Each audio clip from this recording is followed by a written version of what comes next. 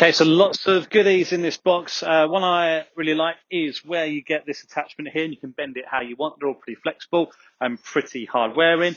And this is great for just sequencing up the arms and the hips, where we get a lot of players that maybe early extend or the hips get ahead of the arms a little bit. And having this in here, and we can really start to sequence in time, get the elbow past the hip and then turn in the rest after that.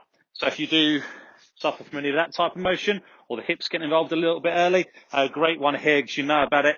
And with all these training aids, I love a training aid where you can hit shots. And with anything you use in this bag, you can definitely hit shots. So that felt just about inside that.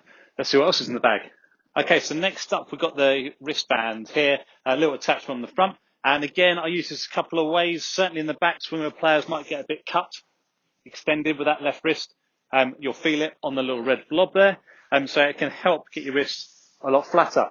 And there's other ways of fixing stuff to the club, as you'll see in a minute. But I also like using this for any release pattern we don't want to see, where you might get a bit scoopy on the way through the ball. So you can work on keeping that left wrist flatter here, flexed here. And if you struggle with shuffling, you can feel that on the way down, or not feel it. So I'm trying to keep it a bit more flex there.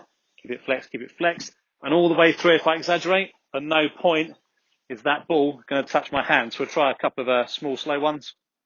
So flexing it, trying to keep that off my hand all the way through. If you struggle with shaft lean or cupping the wrist at the top of the swing, getting the face open, that's a great one. Next attachment, this one that fits into the club.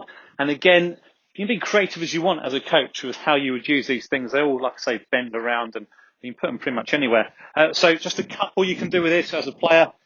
If you're anyone that struggles with any sort of connection on the backswing, so typically hands doing that, can you keep this blob on your hip for a bit longer?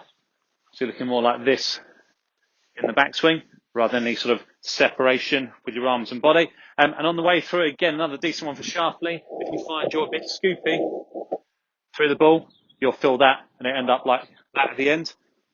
So straighten it out, and can you keep the shaft lean, avoid that catching you on the way through.